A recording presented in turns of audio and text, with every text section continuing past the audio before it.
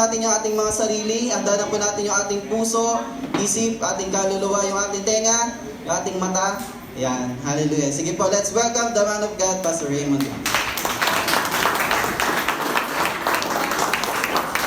Muli sa Diyos po ang pinakamataas na papuri, pagpaparangal. Salamat po dakilang Diyos dahil buhay kami lahat. Kung meron kaming dahilan para mabuhay, ay walang iba kundi ang paglingkuran ka. At mahalin mo kami ng lubos. At ang buhay nito ay talagang gamitin mo, Panginoon. Katulad ng madalas namin sinasabi, ikaw lang ang dapat maging dahilan ng pagbuhay ng aming mga sarili, Panginoon, mula sa kamatayan. Salamat at naging example ka sa amin ngayong umaga para kami ay mabubusog at muli mapalakas. Sa iyo ang luwalhating papuri sa tayong pangalan ni Jesus. Amen. Makakap po na po tayo lahat. Lahat na sinabi po ng aking misis ay is all truth. It's all about Jesus. Amen. Okay? Makinig po kayo ng maigi. Sobrang napakahalaga ng mensaheng dadalhin natin ngayong umaga. Amen? Sabi mo nga, sobrang mahalaga. Kung gaano siya kahalaga, sabi ni Jesus, ang kaharian ng Diyos kapag nakita mo ay katulad ng isang taong nakasumpong ng isang perlas. Iniwan niya ang kanyang bahay at binenta, sabi niya, at binili niya ang lupa kung nasa saan naroon yung perlas. Ganon siya kahalaga. Dalas ko rin sinasabi, ano man daw, anything that you don't know will hurt you. Ano man daw yung bagay na hindi mo alam, makakasakit sa'yo. Hindi mo alam makukuryente ka pala. Hindi mo alam, mag-ground ka pala. Hindi mo alam, may sakit ka na pala, di ba? Hindi mo alam, yung kinain mo, nakasakit pala sa'yo, katulad ng kinain kong pinya. Sobra sa pinya, hindi tama. Yan, dapat pala mamigay. Mag-share. Pero may karugtong anything that you don't know will hurt you, but anything that can't kill you will strengthen you or empower you. Tagalog? Ano man daw bagay na hindi mo alam makakasakit sa'yo, pero ano mang bagay na hindi makakapatay sa'yo, yun ang magpapalakas sa'yo. Hindi ko alam kung kaninong punchline yan. Kay Spider-Man ba yan o kay Superman? Hindi kayo nanonood? Yan. O sige. At yan po ang gusto ko i-share sa inyo kasi tama po, yung last meeting natin ng January June. Ang mensahe po na binigay sa akin ng Panginoon, naalala nyo, ay ang alagad at ang pananampalataya. Naalala niya, si Jesus ay sumakay sa bangka kasama ng kanyang mga alagad, tapos may biglang dumating na malakas na bagyo. Ano ang ina-expect ni Jesus sa isang believer, sa isang alagad na katulad natin kapag dumadating tayo sa bagyo? Ano inaasahan? Ha? Manampalataya. Yun. Actually, yun yung punchline ng June. Last week of June yata yan. Sinare ko sa inyo. Inaasahan ka ni Jesus na kapag dumating ka sa bagyo, ay gamitin mo ang iyong pananampalataya. Sino dito may pananampalataya na? Ang problema sa atin, may pananampalataya tayo kung daw di umano. Sino dito talaga believer of Jesus ka? Amen. Believe ka kay Jesus, pero hindi mo alam na yung faith na meron tayo kay Jesus, lumago ba yan, lumaki ba yan, o bansot pa rin? Bakit? Konting ulan lang, konting pakiramdam lang, ayaw na. Bansot yung pananampalataya na hindi lumalago. Hindi ganyan yung faith na binigay sa atin ni Jesus. Sabi niya, ang faith na dapat meron tayo, yung katulad lang, sabi niya, ng butil ng mustasa, yung bundok pwede mong ilipat sa dagat at ang dagat. Di ba? Dahil sa pananampalataya na yun. Amen. Amen. Kaya nga, ang unang sinaway ni Jesus, hindi yung bagyo, kundi yung alagad. Sabi niya, kay liit ng iyong pananalig. Kamusta po ang ating mga pananalig? Ako po pala ay nag-preach. Pero marami na rin pagsubok dumating sa amin. Pero this time around, parang hindi ko alam na ako pala ang unang makikinabang sa preaching ko na yon. Dahil ititest uli yung aking faith. Totoo po yung pakiramdam na malakas yung spirit mo, yung utak mo, pero ang iyong katawan ay nanghihina. Kaya nung linggo nakita nyo talaga, medyo lupay-pay yung katawan ko. Malakas yung espiritu ko eh. Halos nabuwal pa nga ako dito eh, na para akong mabubuwal na ganyan. At tinanong yan ng family ko. Honestly, may mga pastor pala na nagwa-watch sa atin. Tanong sila sa akin after our service. Sabi niya, Pastor, pinapanood po kita. Anong nangyari? Ano balita? Sabi ko lang, okay lang. Okay lang. At least, ginagawa ko yan in the name of my love, in the name of my love and my service to my King. Ginagawa ko ito sa ngalan ng aking pagmamahal at sa loob ng aking paglilingkod. Amen? Sabi mo nga, paglilingkod. On my service. Ang tao na nasa isang kumpanya, lalo yung mga nasa Saudi, pag naputulan ng kamay, naputulan ng paa, o kaya namatay. Pag uwi dito niyan, sustentado lahat yan, sagot yan ng company, pag naputulan ka ng kamay, makakatanggap yan ng milyon-milyon. Lalo yung mga sipa, yung mga ganyan-ganyan. Kasi nga, sagot yan ng company. Kasi nangyari ang lahat ng yon on service, na naglilingkod sila. On duty. Kaya, yan ang lakas na loob ko, na nagpapalakas na loob ko. Naglilingkod ako sa Panginoon sa panahon na ito na ako ay mamadidisgrasya na pala. Sumisingit ang kaaway. Alam niya na magbubukas tayo ng Malolos. Alam niya may bubuksan tayo sa Katupit, sa may San Marcos. Nagsisimula na kami eh. Pero alam niyo po, mas malaki ang nakikita ni Satanas in the future kaysa nakikita natin.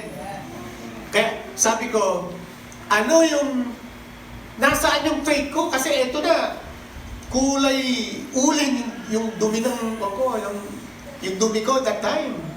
So after 5 days na nung sinabi ko kay Ate Amy na hindi na maganda yung dumi ko. Kasi sa totoo lang, magkakaroon ka talaga ng takot. At ang kalaban ng faith ay yung ating senses. Alam niyo ba yung senses? Yung faith mo, buo. Pero yung senses mo, katabi lang ng isip mo, utak mo, pang-amoy mo, pakiramdam mo, at panlasa mo. Alam niyo ba yun? Magkatabi lang ang utak. Kaya madaling maloko ng tao, ng isang Kristiyano, ng kanyang senses, yung pakiramdam mo. Gusto mong lumaban, gusto mong tumayo, gusto mong mag-ikot, pero yung pakiramdam mo, yung panlasa mo, yung nararamdaman mo, hindi tama, yun ang kumukontra. Ano kalaban uli ng faith? Unbelief. Lies, o kasinungalingan, fear, doubt. Bibigyan ka ng doubt ng demonyo. Lalo pag nag-iisa kaya. Ako 3 nights akong niloko ng demonyo. Hindi ako makatulog. Hindi ako makatulog. Grabe. Lumalaki na yung yung ulo ko. Pero ito ang maganda, kaya siguro naranasan ko yan. Para i-share sa inyo at i-share din sa iba. Uli-uli, pag dumadaan tayo sa bagyo, paano ba natin gamitin yung ating faith? Una, kahit kapraso na lang, huwag mong ibibigay yung faith na yun. Alam niyo yung hinahanap ni Lord na faith? Alam niyo yung kung anong klaseng faith? Sabihin niyo sa akin, ano? Lakasan niyo. Ano? Suicidal faith. Na-try niyo ba yung mag-suicide na dumating na kayo? Yung gusto mo nang... Alam niyo yung suicidal faith, yun yung faith ng mga ketongin na sa loob ng bayan na nagugutom. Sabi niya, pag lumabas tayo, patay. Pag nandito tayo, patay din tayo sa gutom. Eh di patay kung patay. Suicidal faith. At yun yung sabi ko, uwi na ba Lord? Wala ka, may utang ako sa church. Ay, sa may-ari ng lupa. Marami pa kaming bayan eh. Hindi pa tapos ang mission ko, may umpisa pa, may gagawin pa. Sabi ko, bahala ka nun. At least ako, sa'yo ako pupunta. Kumuwi ako talaga. Di ba? Pero alam niyo po, kaya sabi ko, huwag niyong mamimiss ito. Pinaranas ko sa akin ng Panginoon para ikwento sa inyo kung gaano ka-delikado yung faith mo tsaka yung circumstances mo ay nagkakaroon ng sagutan o kaya ay conflicts o kaya ay yung banggaan. Sabi ng pakiramdam mo, ng senses mo, nakakatakot yan. Bibihira ang nakakaligtas dyan. Nandoon kami nung pinacheck up si Libong, si Nanay Elena. Doon mismo sa may Plaridel na hospital na yon. Nung sinilip ng doktor yung kanyang bituka, nandoon kami. Punong-puno na ng bukol. Tapos ang dumi siya, kulay kape. So ganyan-ganyan yung dumi ko for almost 2 weeks. Ang dumi ko po parang pusit. Alam niyo kung bakit ko nalaman na pinya? Nung Friday night, bago maglinggo, nung linggo na nakaraan, nasa kilanchip ako, sumumpong. Hindi na ako nadudumi eh. Nung sumumpong siya, konting-konti lang, kulay itim talaga. Kaya sabi ko, hindi na ito tama. Nung gabi, sabi ko, kailan ilabas ko to? Hindi siya talaga malabas. Alas 12 na ng gabi, tutulog na si Ate Ebe, alauna, alas 2, nadudun pa ako sa CR, pinagpapawisan ako, ay lumabas. Pero alam niyo po, ginawa ko, talagang pinilit kong kalkalin. Parang nilabati pa ko yung pet ko. Opo, hinalukay ko talaga siya. May nakuha naman akong kapraso lang. Hibla ng pinya. Naku, sabi ko, pinya nga. Pinakamasarap ang pinya. Paborito ko po yung pinya. Araw-araw, pinya kami. Araw-araw. May extra pa akong isa. Bukod pa sa isang kinakain namin tuwing tanghali. Sa hapon, meron pa kaming isa. So sa gabi, magte-take pa ako ng 2 bago kayo matutulog. So, yung pala, hindi maganda yung pinya pagka walang laman ng tiyan na solid o kaya kanin. Dahil hindi nga kami nagkakanin. Yun. So, siguro dahil tapos yung aking intestine ay manipis na, naabuso din eh. Umiinom ako ng araw. Diba? Tapos nabugutom. Tapos lalo yung mga nagme-maintenance, maninipis yung pa natin. Yung ating mga palupyan. So, ay, iba pala yung palupyan. Bata pala yung bahay bata. Yung ating mga bitukan. So, siguro lahat yun nag-bleed. Kaya ang daming na-stock na dumi. Kaya ito maganda. Alam niyo yung suicidal fight ko. Sabi ko, Monday no, nagpa-check up kami ng umaga. Lord, gusto ko nang himala sa araw na to. Hinamon ko na yung Panginoon. Tinamin ko na yung sarili ko. Di patay kung patay. O, di ba? May St. Peter yata ako. Magagamit na ka doon. Sa kaya ako ko ibuburo. I-request ko na kay Ate Eme. Doon na lang sa funeral. Meron namang funeral home sa parlor ang St. Peter. At para wala na akong abala dito sa bahay, kaya lang sabi ko, dami mo abubot dito sa bahay, nakakahiyain. Baka ako hindi magandahan ang mga tao dito, kaya doon na lang sa parlor. Iniisip, pagka nag-iisa ka, ang dami-daming mga intrigang galing kay Satanas. Di ba? Lahat ng kasinungalingan, mararamdaman mo, maawa ka sa sarili mo. Buti na lang may salita ng Diyos. Ha? Oo, hanggang sa bandang huli, di ba, mag-aalinlangan, talaga bang nagpapagaling si Jesus? So, yun. Sabi ko nung araw na yun, tinutuldukan ko yung ginawa ng Diablo na ito sa buhay ko. Gusto ko magkaroon ng bagong resulta sa dumi. Sa dumi ko, yun lang pala tandaan ko. At nagpa-test kami ni Ate Ebe dito, tanggal ang dugo at yung dumi. Pero nung hapon na, yun nga, hindi pa rin, binigyan ako ng magandang sign ni Lord, pero may doubt pa rin. Dahil nga may doubt, parang nag-aalinlangan ka na. Kasi nga, ang sign na hinihingi ko kay Lord, mag-iba ang kulay ng dumi ko. Kaya nasa camera ko lahat yung yung mga kulay ng dumi ko. Gusto niyong makita? Hindi siya magandang background. Grabe, mula sa uling hanggang sa pusit, hanggang sa... ang huling... maganda to.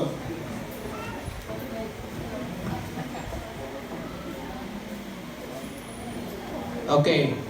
So, ako ang pruweba na totoo ang salita ng Diyos. At nung araw na yan, siguro tanghalian, ay umaga pa lang, dumumi na po ako ng kulay brown.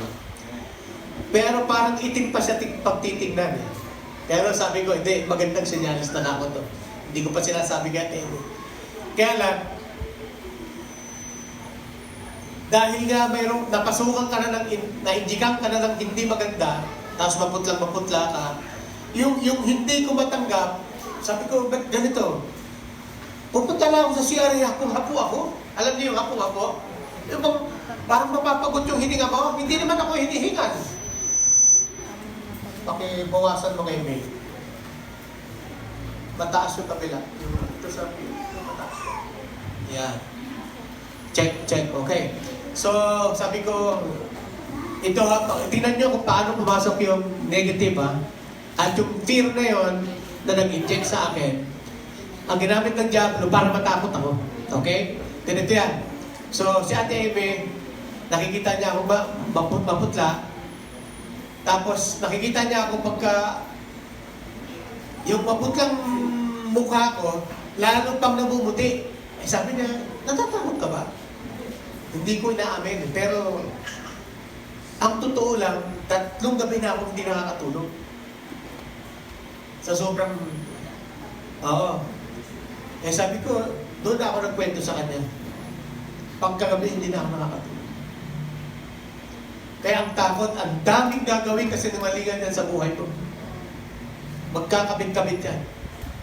Kaya sabi ko, inabi ko na sa kanya, meron akong natanggap na mga takot. At seryoso. Yung tinatawag na, siguro normal na tao ka.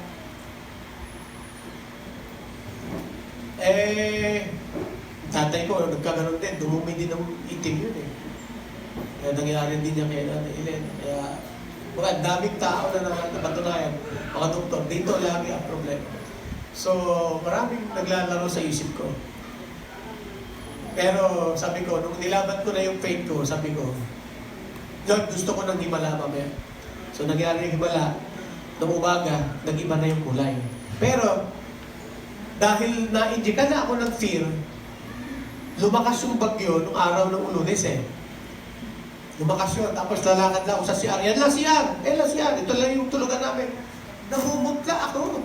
Hapong-hapo ako. Paano bang hindi ako makahinga? At sabi ko, Mami, hindi na ito normal. So, nanonood ako ng TV kaya, nanonood ng cellphone, pero hindi ako makahinga, hindi ako normal. Sabi ko, hindi ito tama. Sabi ko, ano kaya? Tanong natin sa doktor.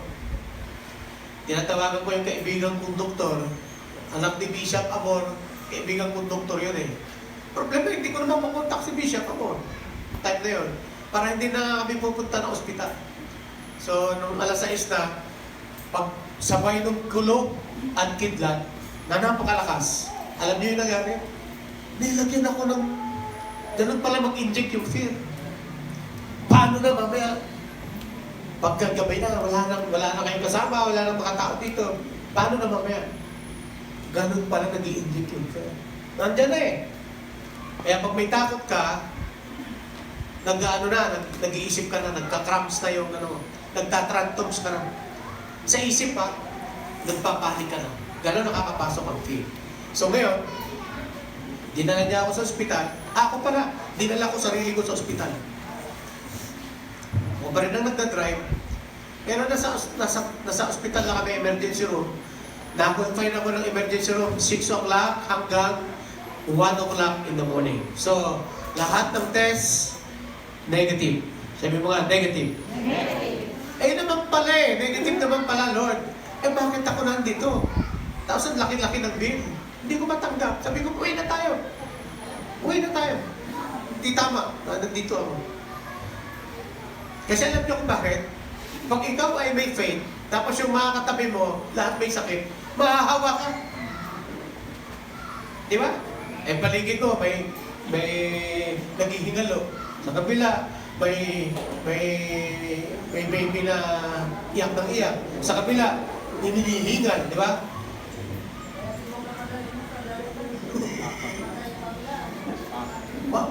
Kaya ang totoong faith, kaya huwag kang magsasama sa mga walang faith. Amen? Pagkasama mo, negative lagi, ay maawa ka sa isip nila. Puro negative yung tao na yun, huwag mong samahan yan. Sabihin mo sa katabi mo, samahan mo lang yung mga positive. Kasi sabi ko, mami, uwi na tayo. Ay, sabi ng doktora, sir, wala po kayong ganito, ganyan. Nadidistract na ako eh. Alam ko namang negative eh. Lahat ng test. Ngayon mo, pina-x-ray ako, wala namang ako problema sa bangga. Pinatest yung puso ko, wala namang ako problema sa puso. Eh, ang mahal-mahal lang ba yung test sa puso? 6,000. Eh, mo kailangan ako x-ray. Kailangan ako ECG. Kailangan i-test na. Nakuha na ako ng dugo ng umaga. Kukuhanan pa uli ako ng gabi. Kaya tagtag ng ng tusok eh. Kaya sabi ko, hindi ako pwede rito. Uwi na tayo. Hindi pa kami ma-release kasi ganito, ganyan. Ang daming fear na nilalagay sa atin ng tao. Ito ang realidad. Pero ngayong umaga, gusto ko sabihin at i-testify sa inyo, ano bang takot na na-acquire natin sa paligid? Kasi nga, ang paligid ho natin, punong-puno ng mga taong natatakot. Takot sa mamatay, takot sila sa kung saan-saan, takot silang mawalan, takot silang ganito. Alam niyo po, kahit kamahal-mahal ng Sacred Heart na yan, ang daming nakukulpay, daming nagpapacheck up. Kasi nagpa-check up ulit kami nung Monday, ay nung kahapon. Nagpa-check up tayo kahapon ba yan? Hindi. Bago tayo, nung magpunta tayo dito. Nagpunta po kami ni Ate Amy dito, tsaka ni Kuya Jojo. Anong araw yun?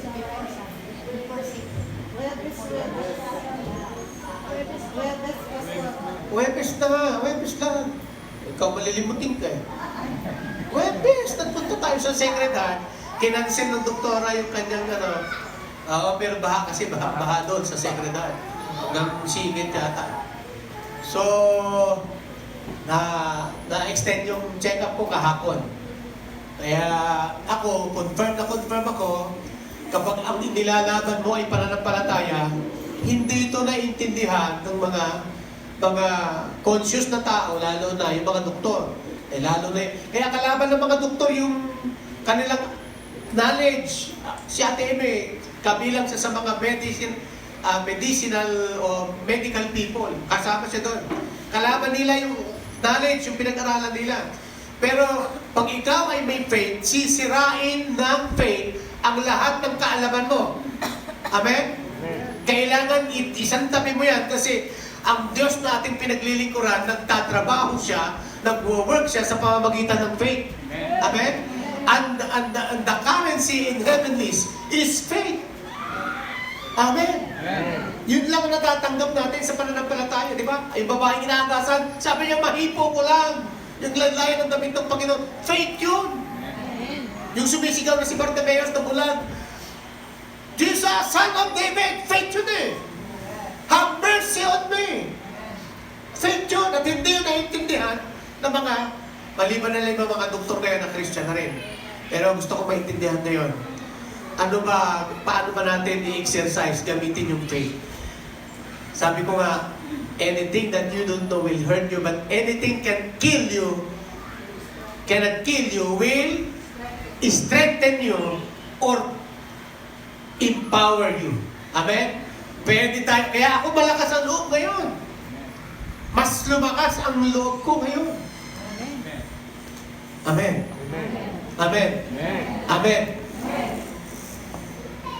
Simple lang. Hindi ka na umaten. Nabaha ka lang. Sino ba hindi binaha? O, di ba? Amen. Si Jesus nga, buwabagyo eh. May crusade pa.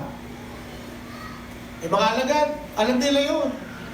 For better, for worse, yung sumama sa Panginoon, naglingkod sa Panginoon, magiging disciple ni Jesus, till death do us part. Amen. Kamatayan lang ang paghihiwalay sa paglilingkod sa Panginoon. Amen. Sabi ng Romans chapter 8, nothing can separate us from the love of Christ. Now, ano yung faith na dapat i-exercise na gamitin?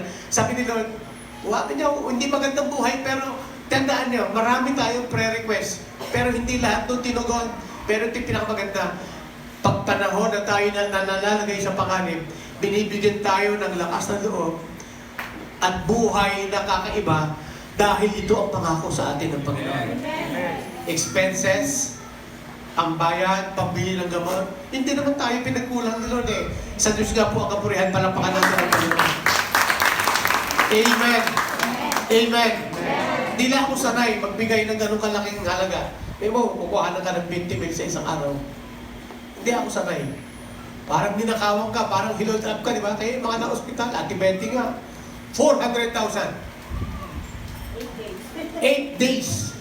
Pambihira. Siguro kung si Joven, milyon na po yung bill nila. Baka may 2 milyon na po bill nila. Kasi hindi pa sila nakakabayad mula po nung pumasok yung amang niya. Kaya, kalahati naman. O milyon pa rin ang bayarin. Kaya tama ang Biblia, Jesus comes. Sabi niya, the enemy, the devil comes to kill, to steal, and to destroy. Ninanakawan tayo ng Diablo. Di ba? Lantad na kapag nagkasakit ka, ninanakawan ka. Para kang inultang. Kaya tawag natin yan, hospitites. Nag-hospitites ka. Nag-tites ka sa hospital. Di ba? Tapos yung doktor naman, gusto ka talagang magtagal pa doon. Sige, matagal ka po. May pag-asa pa. Ay, siyempre, gusto naman. Lalo pagka, pasensya na mga medical people, kaibigan natin yung mga doktor. Pero, minsan hindi na ipapaliwanag, Ang buhay lang natin ay hawak lang ng Panginoon. Amen? Kaya, ang kukunting pananampalataya na meron tayo, huwag nating i-give up. Amen? Amen. Ngayon, lumalago ba yung faith na yan? Lumalago talaga? Nasaan yung faith mo ngayon pag ikaw ay nasa bagyo? Ginagamit mo ba? O tuluyan ka ng nalulugmok? Nalungkot ka lang ng konti, nagka-problema ka lang ng konti, hindi ka lang nakabayad sa Meralco, o kaya hindi ka nakabayad sa Bukay, nalungkot ka na. Hindi ganyan yung faith na natatanggap natin. Palalimin mo yung faith mo, palakihin mo kay Lord, at doon ka uunlad. I realize ko lang kahapon, kinikwento ko sa Red Dance. Sino dito nakatanggap na ng ayuda? Dahil nabaha kayo. Sino yung gusto? Si Kuya Tony, magtitinda na raw siya. Marami raw niipon. Okay, sino may gusto na ayuda? Okay. I realize na tayong mga Pilipino sanay na sanay sa ayuda, lalo na kapag may baha. Actually, meron nga daw doon sa Balungaw, sabi ni Kuya Jim, nakatunga maghapon, ang hinihintay ayuda. Nakatunga nga, wala kang ginagawa, tapos naghihintay ka ng ayuda. Sabi nga ng mga taga-mga, malagyan ng mga tao. Alam mo po, natuklasan ko po, mga kapatid ko, pasensya na sorry ha. I realize, lahat ng binibigyan naming ayudang nandito sa Agunoy, na member ng church noon, wala na lahat ngayon. Tama? Tama? Kami po ni Chief, pagka buwabaha dito, buwababa ho kami ng Agunoy, dala-dala ko namin yung kanyang service noon. Magsishare kami ng isang kabangkap bigas, tapos mga noodles, saka mga sardinas. The most famous is, yan. Pastor, magbibigay po ako ng bahagi na nasa. No, talaga naman. Palakpakan na ho natin. Tinang kumakainin ito. Okay, thank you very much. Ayan. Hindi pwede ibenta ha, kaya Tony. Not for sale. Haligay kay Tony yan. Nabahaginan tayo ni kay Tony ng kanyang mga tanggap. Baka bigyan naman yung iba dyan. Hindi, sa totoo lang po, kakainin din naman ni kay Tony yan eh. Dito rin niya kakainin yan eh. At least maraming makakatawa. At least maraming makakatikim. Amen? Amen. Okay. I realize lahat ng mga binibigyan natin, hindi rin natuto eh. Ano ang dapat gawin? Turuan ng bawat individual na gamitin yung kanyang pananampalataya at palaguin yung kanyang pananampalataya. Kaysa tulungan mo nga, sabi nga ng Ichik eh, do not teach them how to eat, but how to catch the fish. Di ba? Yan ang sabi ng mga Ichik. Kaya sabi ko nga, although ako naman, all the time, lagi naman tayo may mga ayuda. Mga past years, lagi naman lang. Hindi naman tayo nawalan. Pandemic, bumaha ng mga ayuda, di ba? Abot-abot. Pati nga yung hindi member, nabigyan eh. Hoy, ibububo ka naman kung nakatanggap ka ng itlog na bulok, tsaka anong... Bangot lang, hindi bulok, bangot lang. Di ba? Oh, yung iba, nagbenta pa nga eh.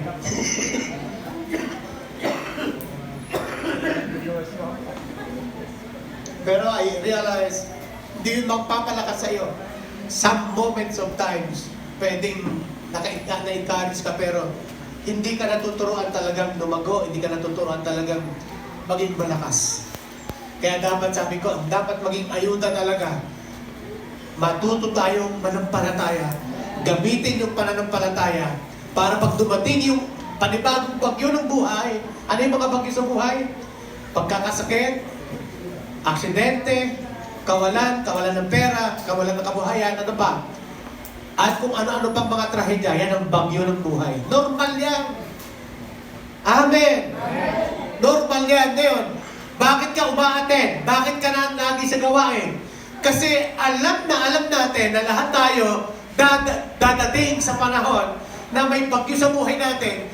Nakahanda ka, malakas ang iyong pananampalataya kasi kasama mo, pinalalago yung pananampalataya ng mga kapatid mo sa pananampalataya.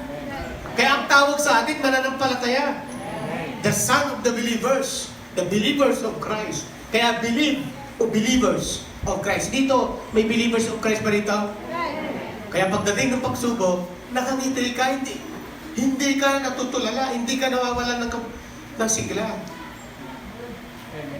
Amen. And then, na-realize ko, kaya pala may mga pastor akong kaibigan nitong pastor, si Pastor Paul, yung Mumbai, sino dito siya, ate niyo, kilala niya yung Mumbai. Nakipit bahay namin. Merong nagkasakit na pastor, dinala namin, Pastor Boye. Alam niyo yung ginawa ni Pastor Paul? Pinagalitan si Pastor Boye. Ba't ka nagkasakit ka? Nagkasakit ka. Ba't ka nagkasakit ka? I realize na kapag mataas pala yung faith mo, malakas pala ang faith mo, walang makapagbubuhay sa iyo. Amen. Walang makatutumba sa iyo. Sino sa inyo nauga nung bagyong ito? Nauga? Ako, siguro ako nauga ako pero hindi ako natina. Kunti lang, nauga. Sino dito nauga? Yung sa iba naman nabunot na. Pinitik lang, nabunot na. Tumba na agad. Suko na agad. The fact na wala ka rito, di ba? Amen. Amen. Amen. Amen.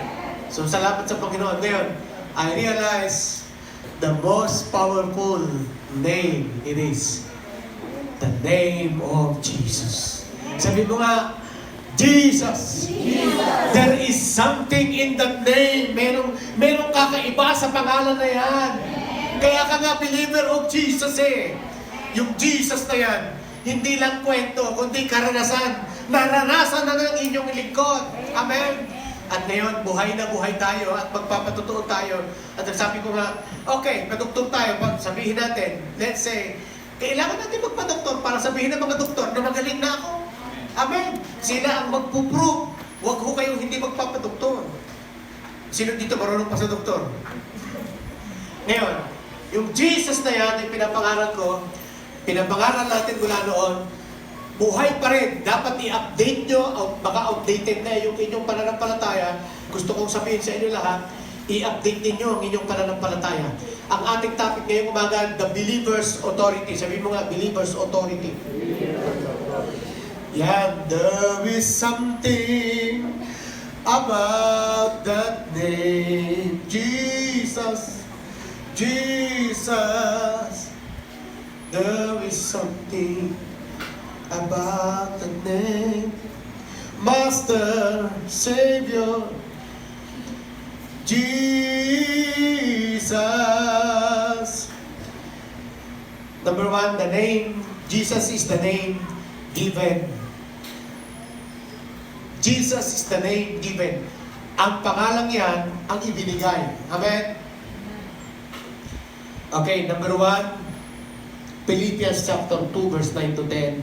At dahil dito, siya'y lubusang itinaas ng Diyos at ibinigay sa Kanya ang pangalang higit sa lahat ng pangalan.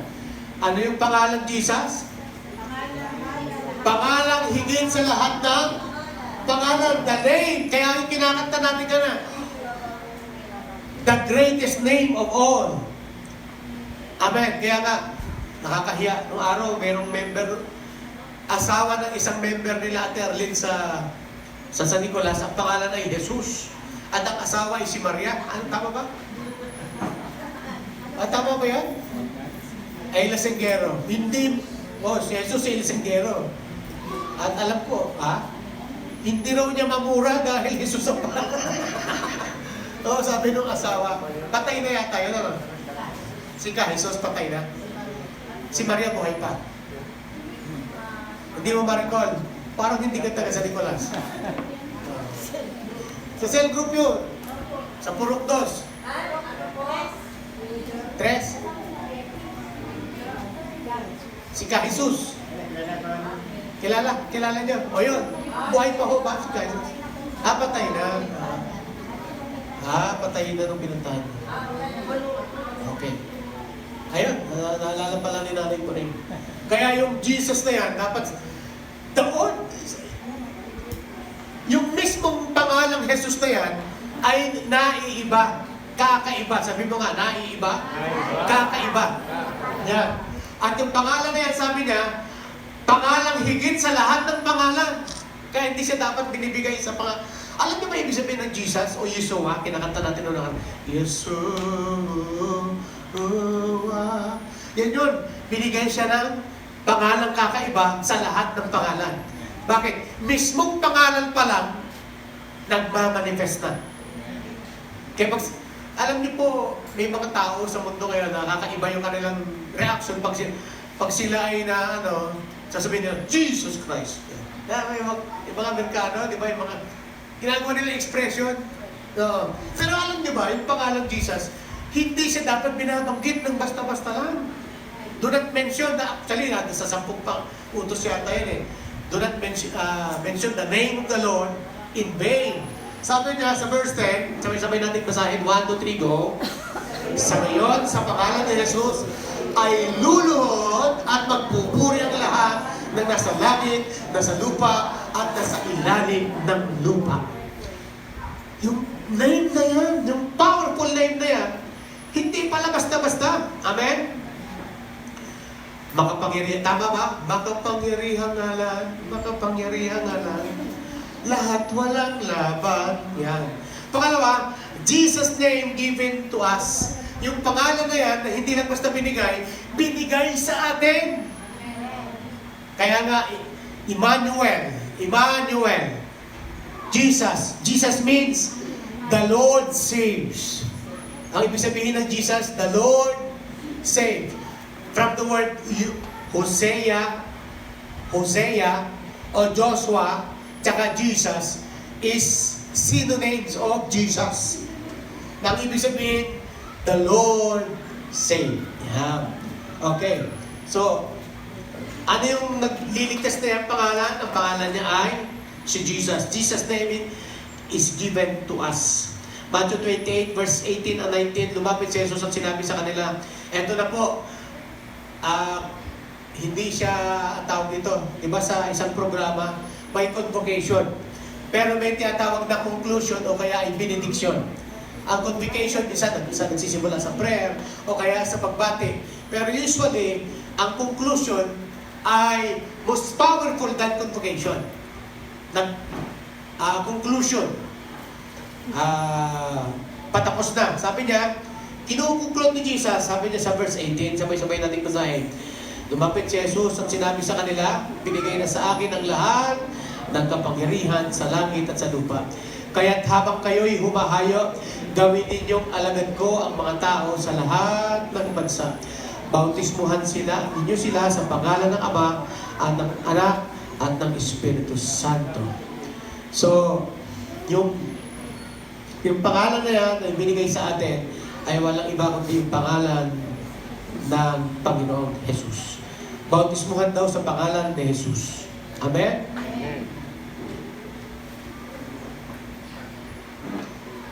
Okay.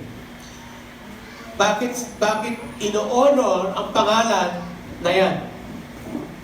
Diba, sino sa inyo pag nagdadrive kayo, tapos nasa Maynila kayo, nasa EDSA kayo, o kaya tapos mayroong naghuhuling pulis, diba, nagdi-name dropping tayo. Sir, ano ako? Member ako ng Humbalahap. Ay sir, kailangan nyo ba si General ganito? Di ba, name dropping, hindi na siya inaalaw ngayon. Kaya ako ginagawa ko yun. Kasi, ang ibig sabihin lang yan, lahat ng tao sa lupa ay ino-honor ang mga tao ding nakahihigit sa kanila. Okay? Lalo ho kami, nung kami po ay licensed pa ng Assemblies of God, ang pangalan ho ng aming mga ID, Philippines General Council of the Assemblies of God. Yan, PCAG. Pag pinakita ko sa pulisyon, sige ho, sige sir, sige po pastor, sige po father, dumiretso na ho kayo. At ino-honor yung word, yung kung ano mang pangalan na meron tayong dala-dala. Pero alam niyo po, yung pangalan ni Jesus, lahat ay luhod. Lahat ng presidente sa buong mundo, luhod sa pangalan ni Jesus. Walang hari sa lupa na hindi luluhod kay Jesus. Amen? Sa ayaw mo at sa gusto mo, luhod. Pati ang sakit at karamdaman, luhod sa pangalan ni Jesus. Lahat ng mga demonyo, luhod sa pangalan ni Jesus. Palampakan natin ang Panginoon. Amen? Because He honored His word more than His name. Kaya ang name niya, mismong name niya, di ba? Tama ho ba yung kinakanta natin? You are the God that healed me. You are the Lord, my healer. You sent your word. And He, ano yung ginagawa? Nagpapadala lang siya ng word. Say it again. Ano yung pinapadala? Word. Kaninong name? Jesus. Kaya sabi niya, He sent His word and heal all my disease. Pinapadala lang. Sino may sabing ako'y magaling na? Si Lord. Sino may sabing pinapagaling na tayo ni Lord? Papagalingin tayo ni Lord. Napagaling na tayo ni Lord. Past tense, amen? His word. At ang nakatutuwa sa Diyos na ating pinaglilingkurang Jesus na yan, sabi niya, yung pangalan na yan, ino-honor sa ilalim ng lupa, sa ibabaw ng lupa, hanggang sa kabilang buhay. That name, that particular name. Kaya nakita mo, alam na mga tao yan eh. Kaya ang iba gumagamit na Jesus name, Jesus name. Pag nasa pangalan, Jesus name, Jesus name. Pag natatakot, Jesus name. Pag may maniningil na bumay, Jesus name. Pero, hindi mo dapat. Sabi ng Mumbai, bayad ka. Ako tanggap bayad, hindi ko kilala Jesus. So, He honored His word more than His name. Alam niyo kung bakit? Mahalaga sa Diyos, mahalaga kay Jesus, yung kanyang pangalan, pinangangalagaan niya. Alam niyo po kung gaano kahalaga kay Jesus yung kanyang pangalan? Sino sa inyo? Pag dinungisan yung pangalan nyo, nagagalit kayo. Diba? Lalagyan kang pangalan. Toning Mandurukon. Hindi maganda pakinggan, di ba? Siguradong magagalit si Tony. Di ba? Si Hildang Butangera, di ba? Parang hindi maganda, di ba? Pag nilagyan ng karugtong. Si Jesus, ayaw niyang mapulaan ng kanyang pangalan. Dahil dyan, sabi mo nga, ayaw mapulaan, mapintasan ni Jesus ang kanyang pangalan. Yan ang dahilan ng pangalan ng bawat hari, presidente, nalilitaw sa daigdig, ay pinoproteksyonan ng mga tao. Naalala nyo, pag may dumadating na mga ibang lahi, ng mga presidente, hari, Pagdadating sila dito sa ating bansa, lahat ng mahihirap tinatago, pinagbabakasyon ng gobyerno.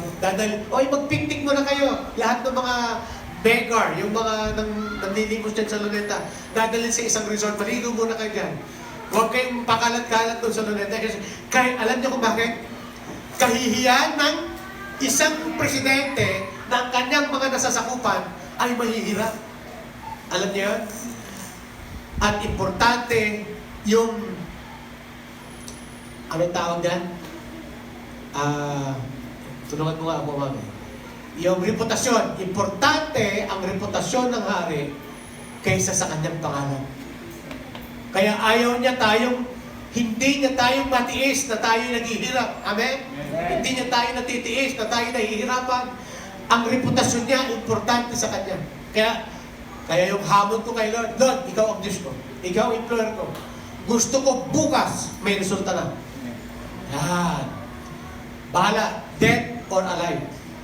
Basta bukas, maayos na yung dumi ko. Bukas. Kinabukasan, nangyari ko talaga. Hallelujah! Amen. Gusto niyo makita yung dumi ko ngayon? Lupang hinirang na ho. Kulay dilaw na. Hallelujah. Amen? Because He honor His word more than His name. Number 3, asking the Father. Yan. Kapag ang Jesus na name, ito'y binigay lang, pero yung pangatlo, Jesus na yan, ito yung pangalan na pwedeng igagarantiya. Pwede mong hingiin sa ngalan ni Jesus kag humingi ka sa Ama. Okay, basahin natin yung talata na yan. Sabi niya, John 16:23, sabay-sabay natin basahin. Sa araw na iyon, hindi na kayo kailangang magtanong sa akin. Pakatandaan ninyo. Ano bang hingin ninyo sa Ama, sa aking pangalan, ay ibibigay niya sa inyo. Amen. Amen ko na yan. Amen kayo ng amen at naranasan nyo ba yan? Pag wala kang karanasan dyan, mababaw pa na ng palataya mo. Pag wala kang karanasan. Kwento lang. Lumalalim ang pananampalataya ng isang tao pag nalalagay ka sa panganib. Tulad ko. Yung kinikwento ko po sa Palawan po, may isang pastor ako doon. Naglalakad po sila ng 5 kilometro para lang makasamba. Gagawain. Ay nakagat po siya habang daan, nakagat po siya ng cobra. Siyempre pag cobra po dumali sa'yo, 24 oras lang pinakamatagal. Pag cobra. Pero alam mo, dahil walang ospital, walang doktor, ang tanging meron lang sila, yung kanilang nag-iisang pananampalataya ni Jesus. Amen? Amen. Kung ikaw yon, kaya nating panampalatayanan? Okay. Tingin po kayo sa akin, importante. Kasi ang iba naman ay ginagaya lang, pero mali. Alam ba, merong 10 kabataan na gumaya. Bible school student sila. Gumaya sila doon sa sinasabi sa Bible na kagat ka man ng ahas, makainom ka ng lason, hindi ka mano. Bumaha sa kanilang lugar. Sabi nila, tatawid tayo dito sa pangalan ng Panginoon. Kinabukasan, headlines, patay sila lahat. Mga Bible school student. Si John Jones, the massacre of the century, nasa YouTube yan. John Jones, isang pastor ng born again. 1,000 believers ang mga followers niya, isang baryo. Napakarami. Sabi niya, literal, iinom tayo ng lason, hindi tayo maano. Nag-communion sila, Sabi niya, hindi tayo maano. Pagkatapos silang minom, patay lahat sila. Mga bata, tanda lahat, patay lahat. Ang tanong, bakit?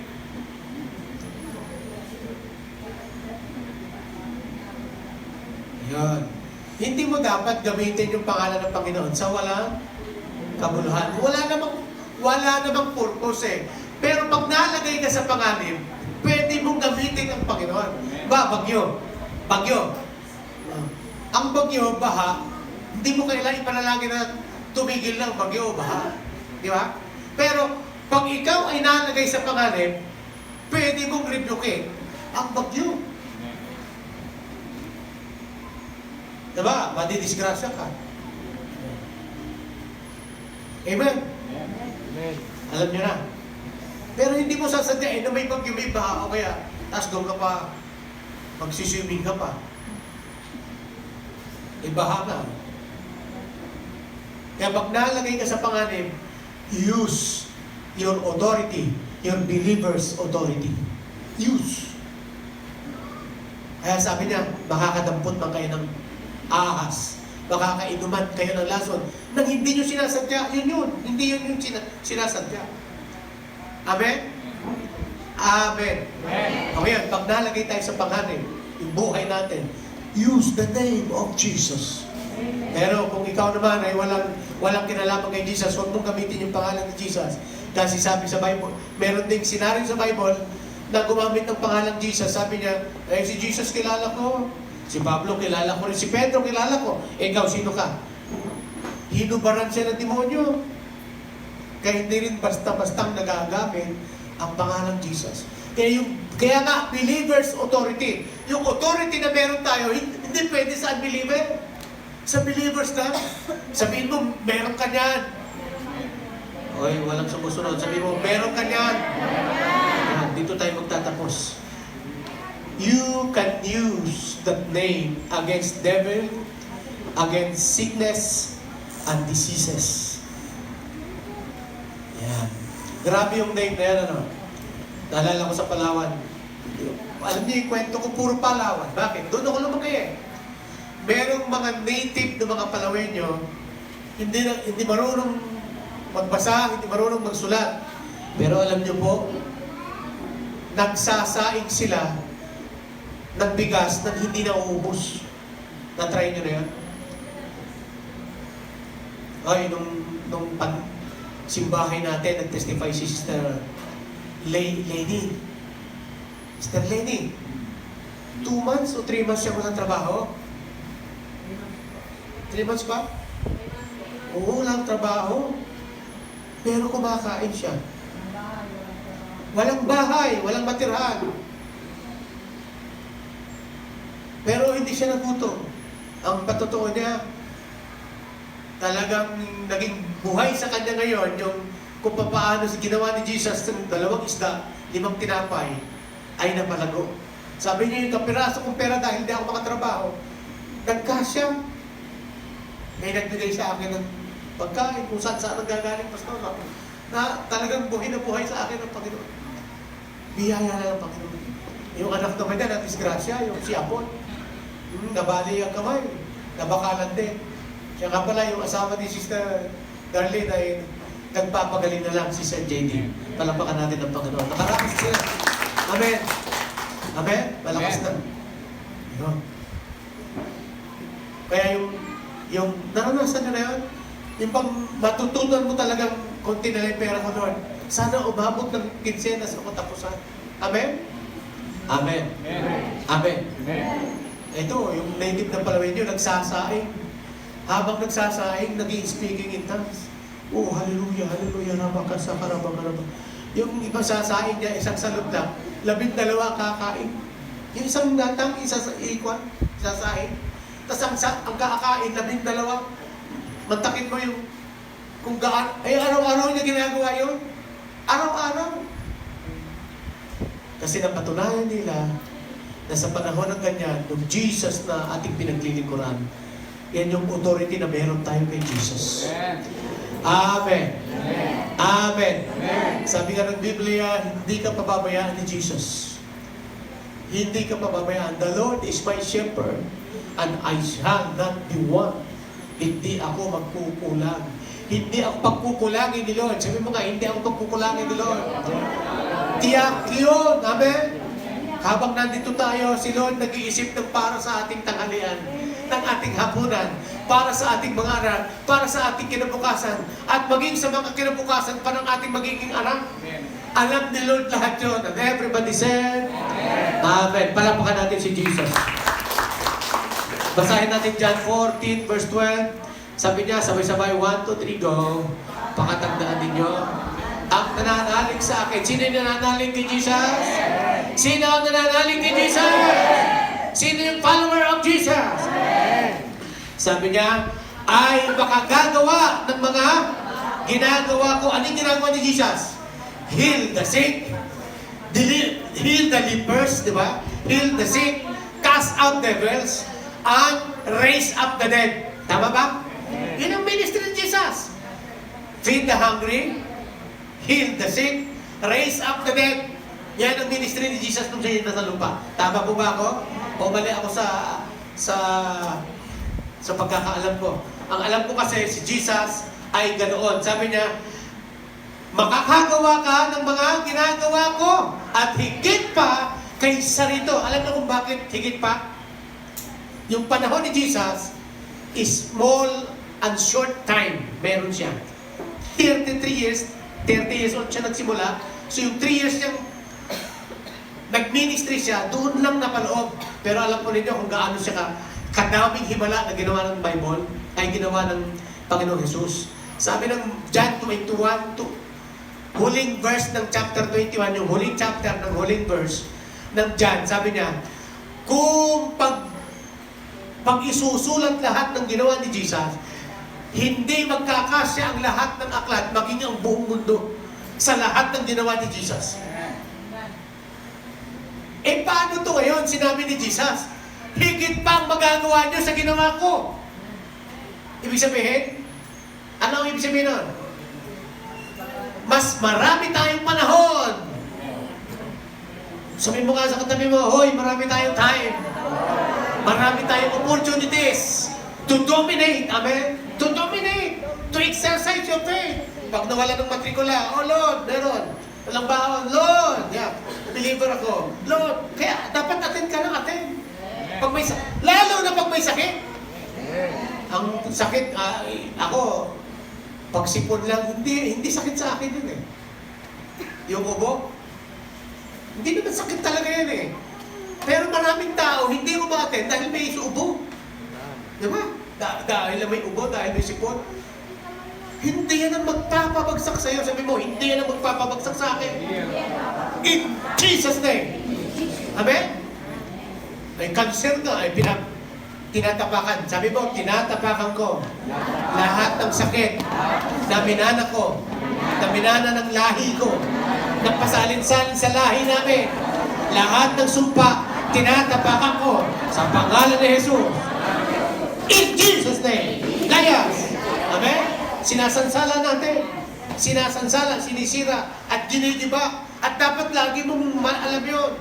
Wala na siyang otoridad laban sa atin. Yan yung authority na meron ka.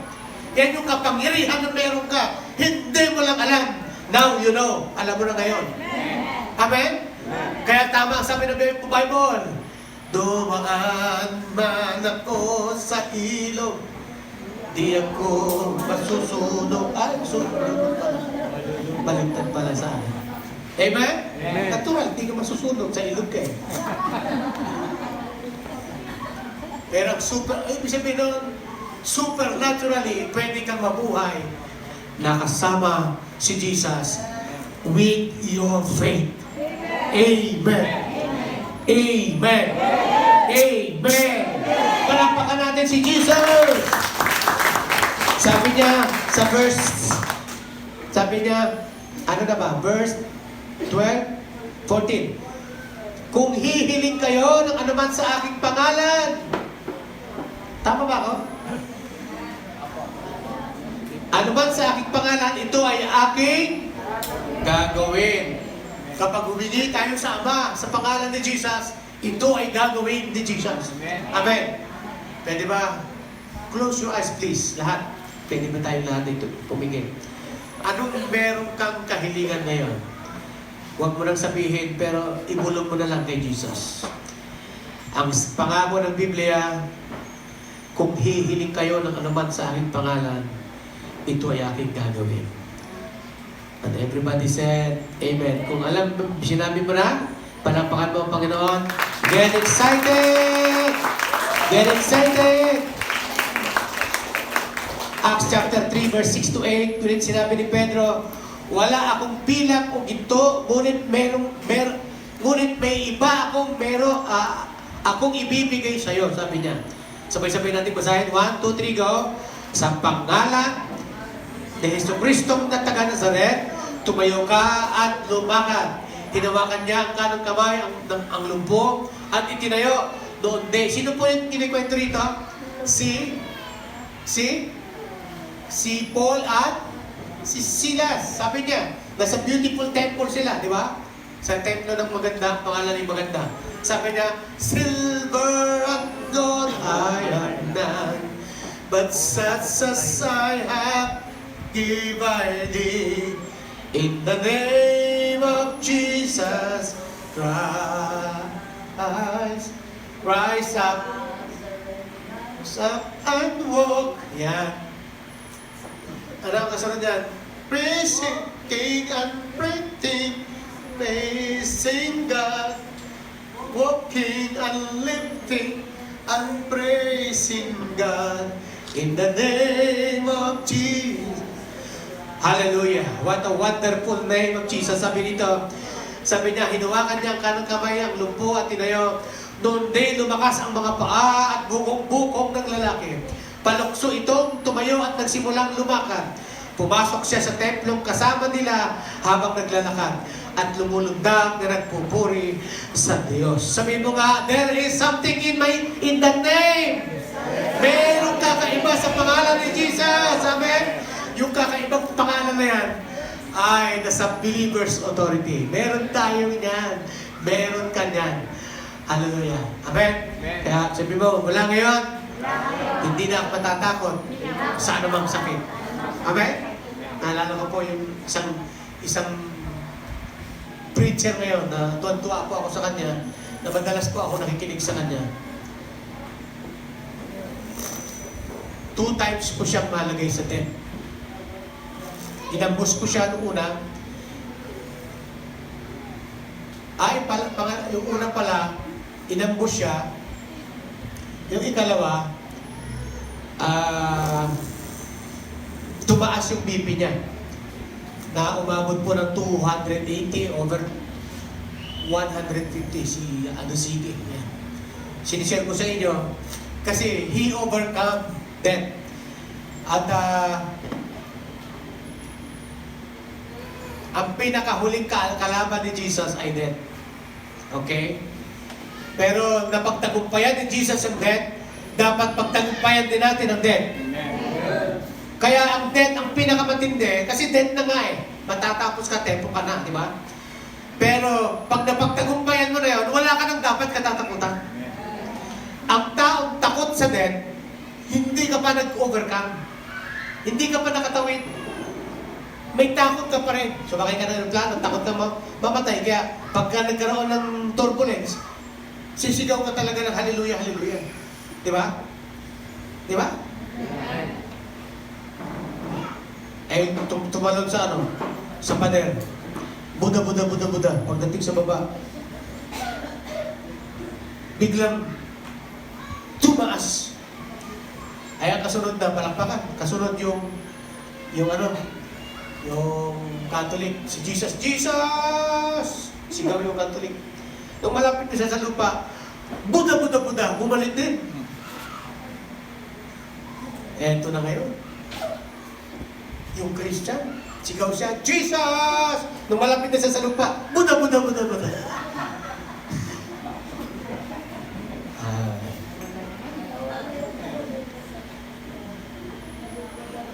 Baka hindi tumugod si Jesus eh. May reserve ika si Buddha. Pero alam niyo po yung faith na talagang nag-work. Yung faith na suicidal faith.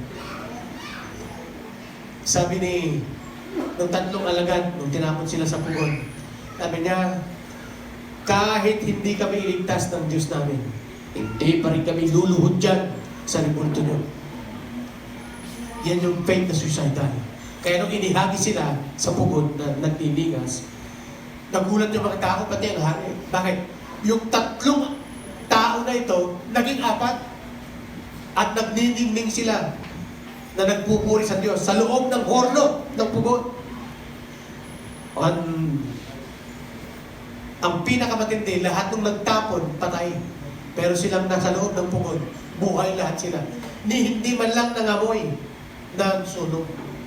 Palakpakan nga natin ang Panginoon. Yan yung Jesus sa Old Testament, yan din yung Jesus na nasa New Testament. Palakpakan natin ang Panginoon. Yung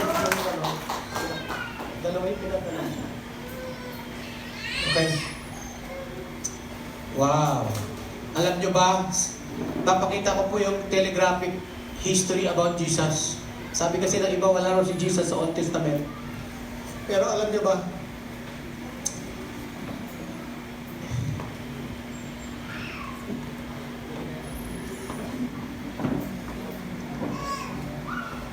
si Jesus ay nasa Old Testament po.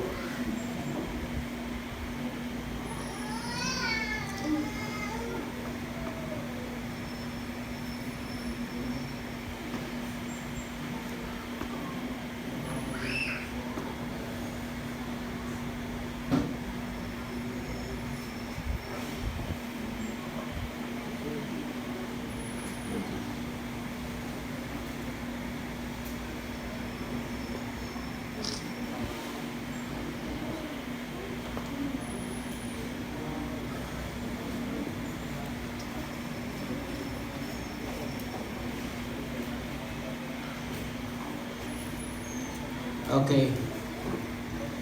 Saan si Jesus sa Old Testament? Mas 12 na po. Pero mahalaga kasi ito.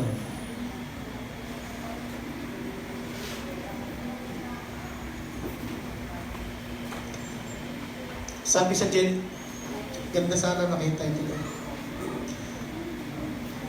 Sabi dito, Jesus in all the Bible. In Genesis, He's the seed of the woman. Ayan. Ayan. Sa Exodus, He's the Passover Lamb. Siya pala yung kordero ng Diyos. Sa Leviticus, He's the atoning sacrifice. Siya yung sakripisyo o handog para sa kasalanan ng lahat. In Numbers, He's the serpent lifted up in the wilderness. Sa Numbers, sa bilang, siya yung serpente na nalagay. Sabi niya, lifted up in the wilderness. In Deuteronomy, He's the faithful prophet. In Joshua, He's the captain of the Lord's host. Sa Judges, He's the divine deliverer and the perfect judge. In Ruth, He is our kinsman redeemer. Wow! Sabi mo nga, kinsman redeemer. Alam niyo yung kwento ng Ruth, ano? Pag sinabing kinsman redeemer, taga-sapo. Alam niyo yung nangyari? Wala nang asawa si Noemi dahil namatay yung asawa niya, nawala din yung pero nawala din yung mga anak niya. Ang sumapo ay si Boaz. Kasi si Boaz yung kinsman redeemer. Sabi ng Bible, ang kinsman redeemer si Jesus na kinakatawan ni Boaz. At siya yung ating kinsman redeemer.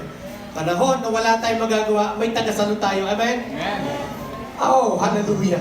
In 1 Samuel, He's divine anointed one. In 2 Samuel, He's the son of David. Wow. In 1 Kings, He's the promise keeper. In 2 Kings, He's the coming king. In 1 Chronicles, He's the reigning king.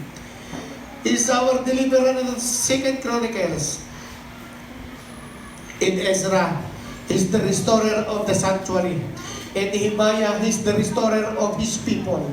In Esther, He's the protector of His people. Wow! Alam niyo si Esther?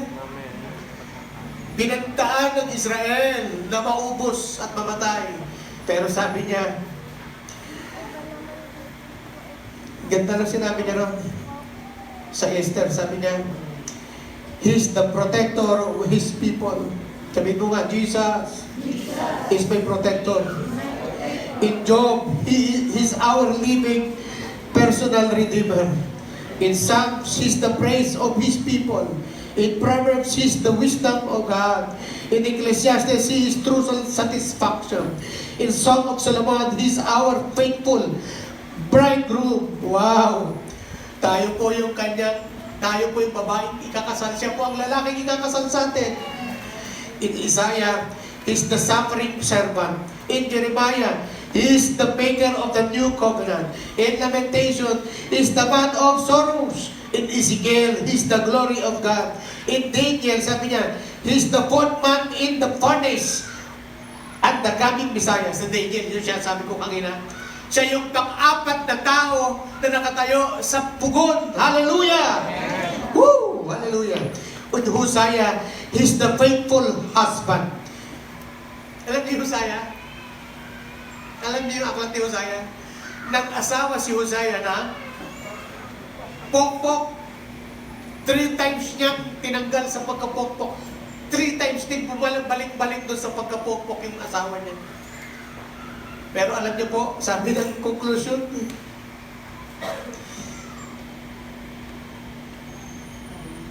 He is the faithful husband. Yung mo ilang beses kang bumagsak, nagalan niya, tinanggap pa rin siya. Tinanggap pa rin ulit siya na ikalawa. Ikatlong, tinanggap pa rin siya ulit. Siya ang faithful husband. Sa Joel, He's the hope of His people. In Amos, He's the burden bearer. Alam niyo yung burden bearer, tagadala ng ating mga pasanin. Kaya nawalan tayo ng kapalisahan at kapurusahan. In Obadiah, He's the mighty judge and Savior. In Jonah, He's the resurrected one. In Micah, He is our peace. Wow! In Nahum, He is our avenger. Siyang tagapaghiganti. In Habakkuk, He's the Holy God. In Zephaniah, He's the Lord who is mighty to save. In Haggai, sabi niya, He is the desire of all nations. In Zechariah, He is the righteousness branch. And in Malachi, He is the Son of righteousness. In Matthew, He is the promised Messiah. In Mark, He is the powerful Messiah. In Luke, He is the friend of sinners. Sa Luke, kaibigan siya ng mga oh, I touched that name, Lord. Pero mo, walang dungis, walang kasalanan tao. Pero kaibigan siya ng mga magnanakaw, masisiba, at mga tulisan. Yan po ang kasalanan na itinumbas. Labang maabot na tayo.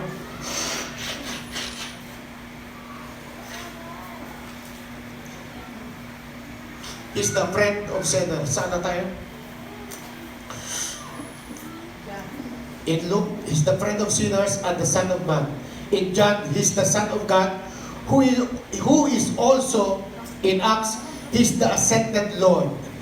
In Romans, He is our justifier and the believer's righteousness. In 1 Corinthians and 2 Corinthians, He is our sanctifier.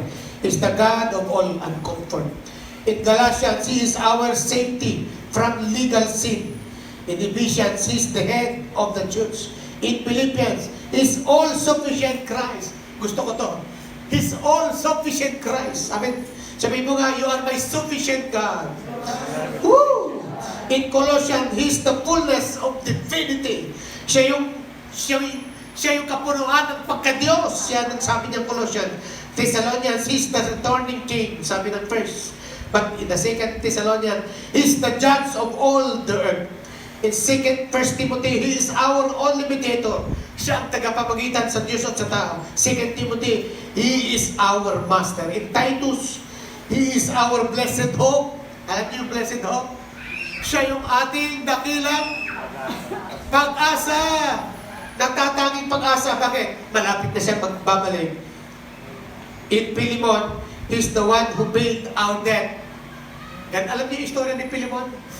Merong alagad na may utang, sabi niya, dahil ikay lingkod, ikay naglingkod, sabi niya, consider it done. Wala ka ng utang. Sabi ni Lord, siya ang tagapagbayad ng ating mga utang. In Hebrews, He is our great high priest. Siya yung pinaka-punong sacerdote. In James, He is our life. Sabi mo nga, life. Jesus is my life. In 1 Peter, He is the rock. Siya yung ating bato. First Peter. In 2 Peter, He is the morning star.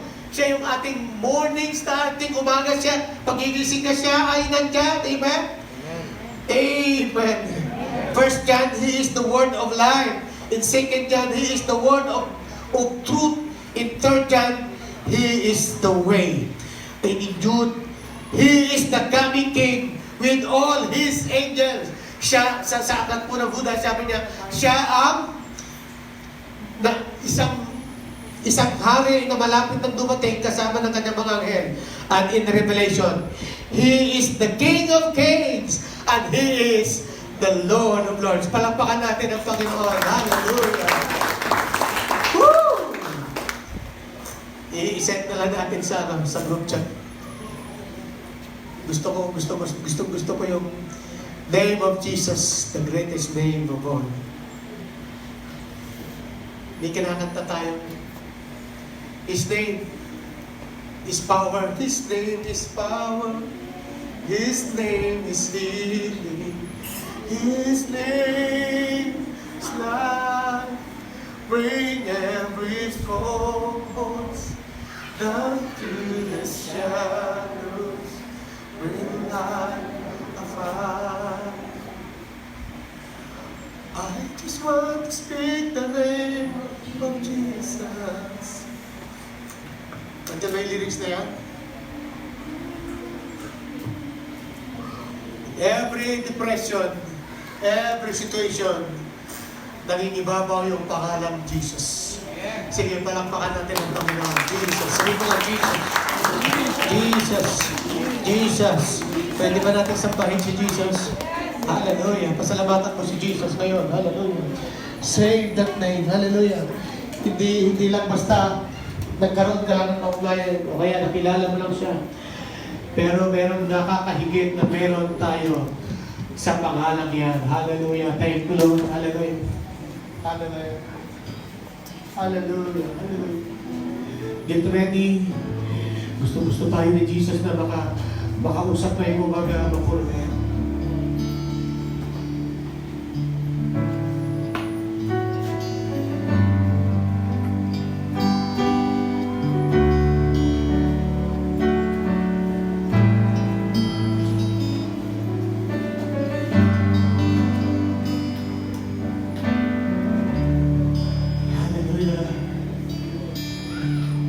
Speak the name of Jesus.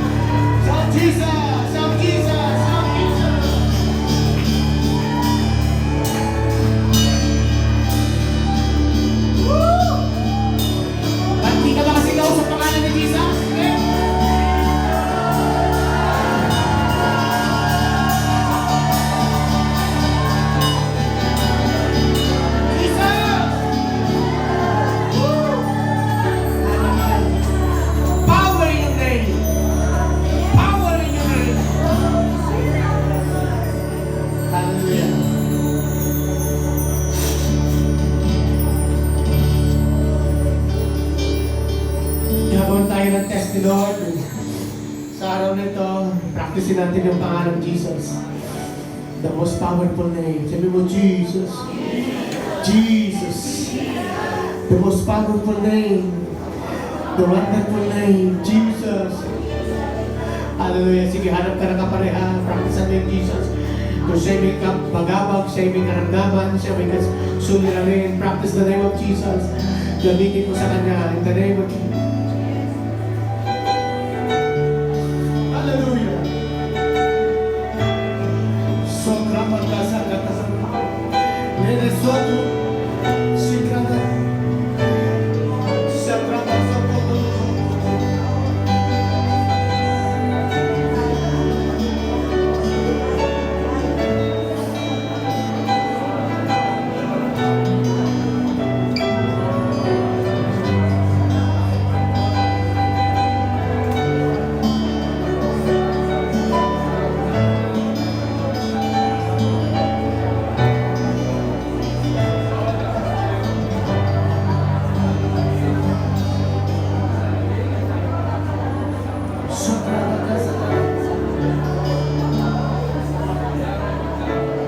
His holy name. There is something yet in your name, Jesus. O Sakrabasote, Nesakabarama. Nelasakraba. Nasa iyo na yung pangalan na yan. Break every strongholds. Break every fear and doubt. Hallelujah. Every lies of the enemies.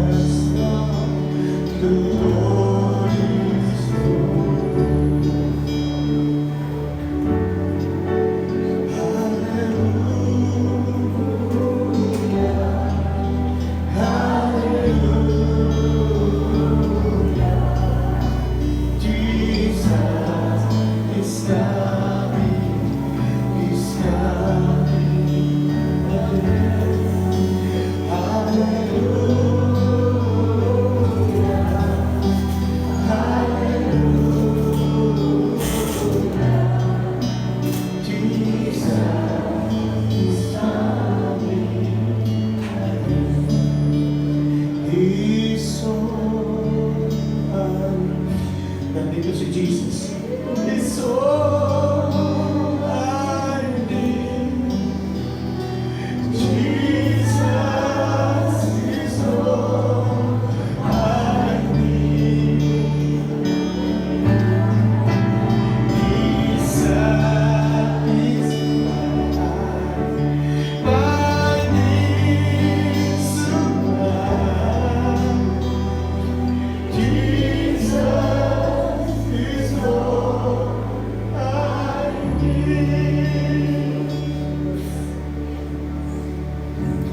He's everything I need. My Lord.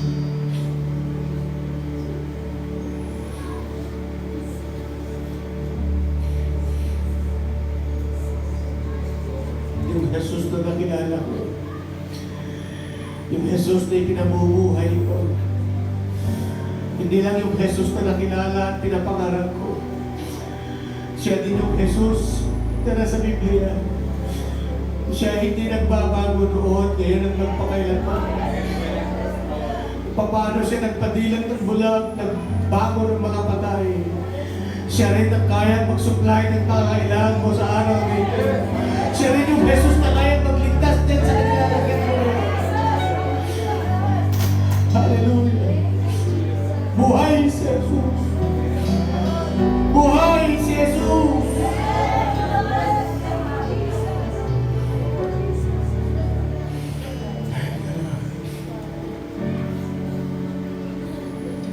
Gusto ko sabihin sa ito lahat. Siya'y tapat sa mga taong tapat sa Kanya. Pero siya'y malayo sa mga taong hindi nagtatapat sa Kanya. Malayo ang liko na gawa sa sinasabing katotohanan. Maibigin sa mabuti, malapit sa mababang loob. Kaibigan ng manlilibak at makasalanan. The friend of sinners. He is the true prophet. He is the King of Kings. And He's the Lord of Lords. I worship you, Jesus. I worship you, Jesus. I worship you, Jesus. Plant on you. Plant on you, Jesus. Thank you, Jesus. Thank you, Jesus. Sasalita ko pa ngayon, sasalita ko ngayon ng mga himala para sa iyong buhay. Sasalita ko ng mga kamapalaghan sa iyong buhay. Sasalita ko ng tagumpay laban sa mali, tagumpay sa mga naniningil para sa iyo. Nagsasalita ako laban sa kasinungalingan na nilagay sa iyo ng Diablo sa pangalan ng Jesus. Sa oras nito, nagsasalita ko ang pangalan ng Jesus sigit sa lahat ng pangalan ay nasa iyo na sa pangalan ng Jesus. Saka tatatata sigit rin si Karabasoko.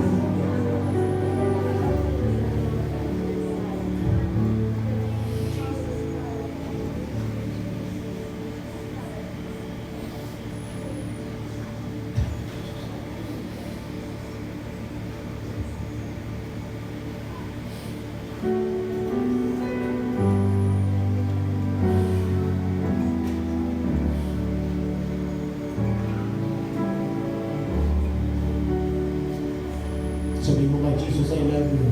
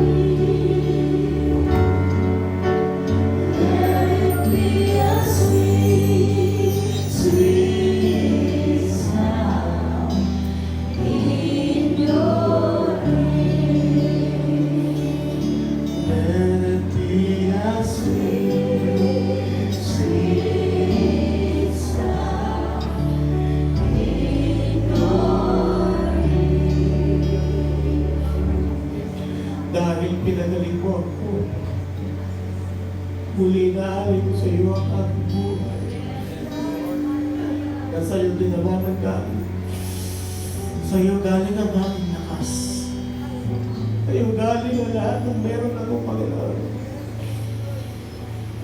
Lord, pagsasawaan kong gamitin ang buhay na ito. Dahil pinapagamit ko ito habang ako'y mayroong lakas. Sa'yo lang ako maglilingkod, Jesus.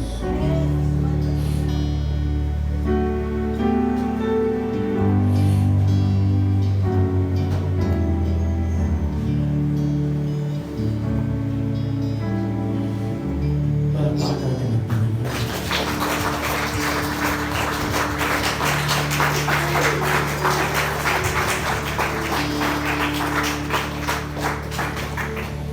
Thank you for your life. Sumainyo ang biyaya at pagpapalang pagaan, pagkitisan ng Santo Espiritu, at ang salita at ang pangalan ni Kristo ay nasa puso mo. Ay siya mag-iingat sa inyo ngayon at magpakailanman. Ang lahat ay magsabi na, Amen!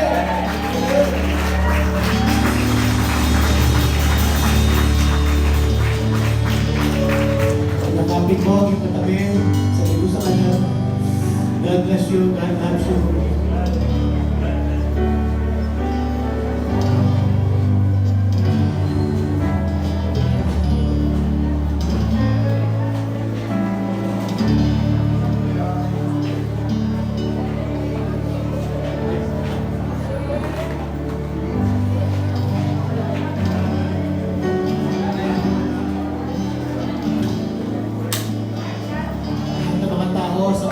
God loves you, God bless you.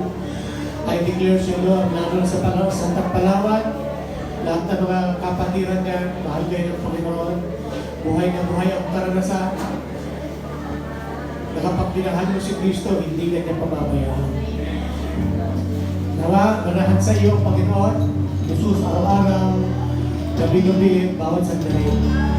So na inyo kapayapaan in Jesus' name. Amen.